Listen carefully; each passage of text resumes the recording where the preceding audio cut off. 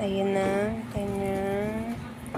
Nauli ko pala yung asin. Nauna pala yung ginisa mix.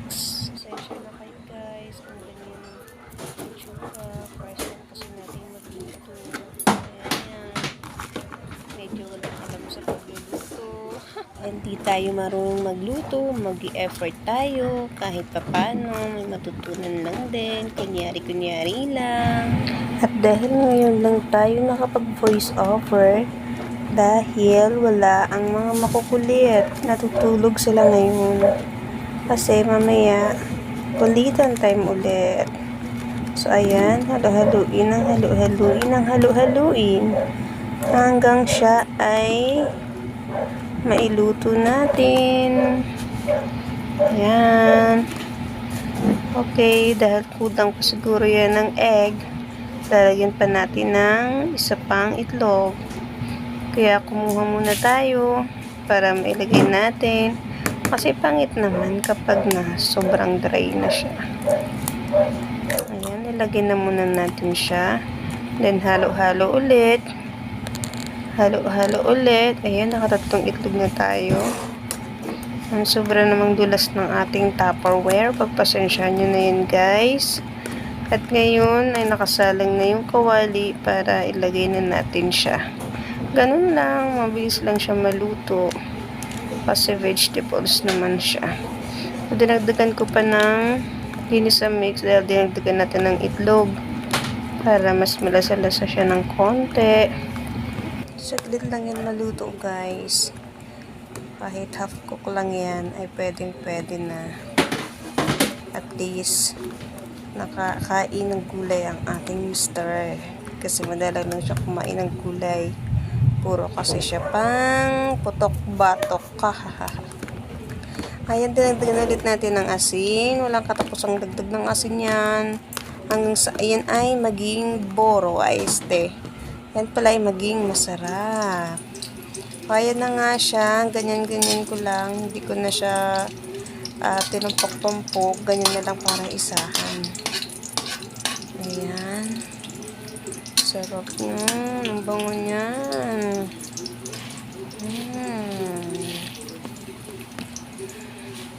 Mapapaulan lang tayo dyan. Ayan. Halo-haloin lang natin. Halo-haloin.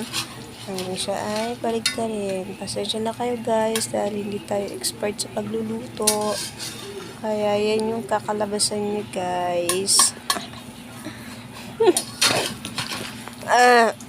Naubo na naman tayo guys.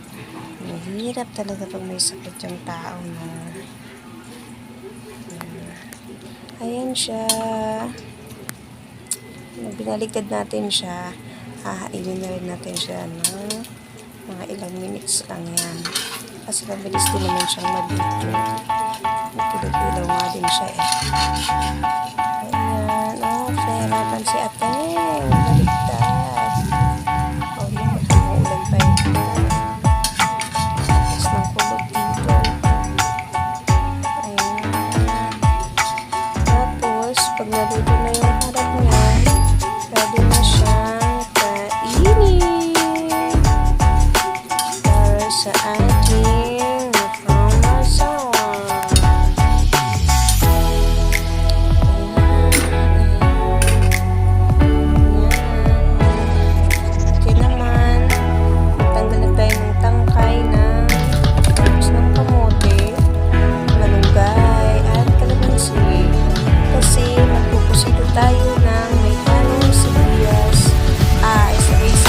Sibuyas at sili. Ayan na. Pagkain pang malakasan. Ipit-ipit muna sa mga guys. Ayan yung sibuyas ko. Palagsakya. Gulay. Submarine.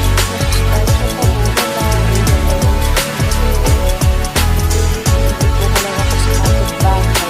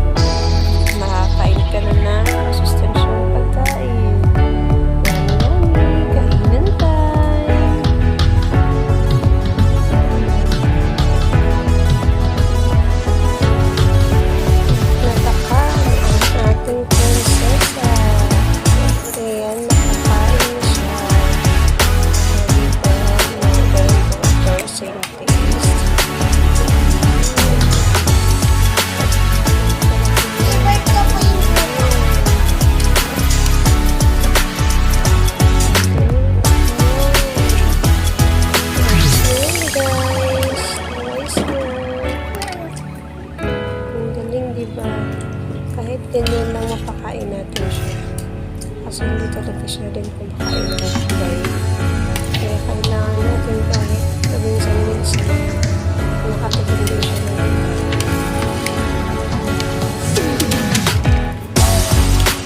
Sarap siya. Lagay ng ulam niya. Sabi na nga. Kasi hindi naman pwedeng lagi na ng chicken, hotdog, nuggets. Masamayin sa bata. Masamayin natin sa bata kahit siya isa na yun. Ay, nakakaloka ka talaga. Ayan guys, for today's video. Thank you for watching.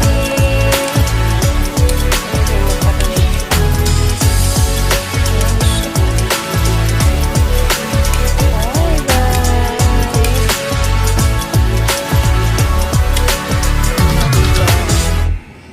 Ganadong-ganado siya.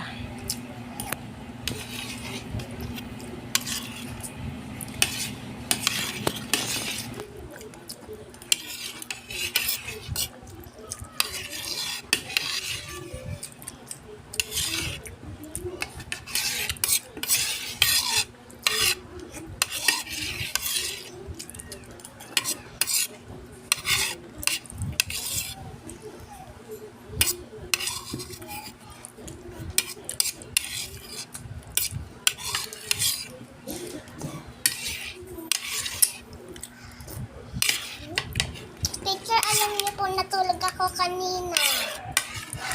Uy. Mami. Ano to?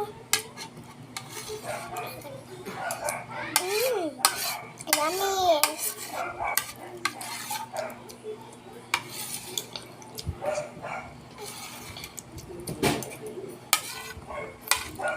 Fruits. Gusto mo fruits? Apa? Anong fruits? Orange. Yung malaki, maliit. Maliit.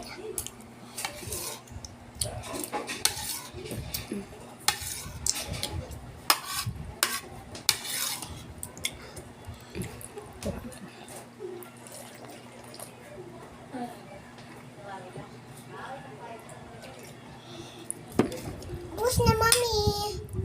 Kaya tayo fruits. Saan? Saan? Ito.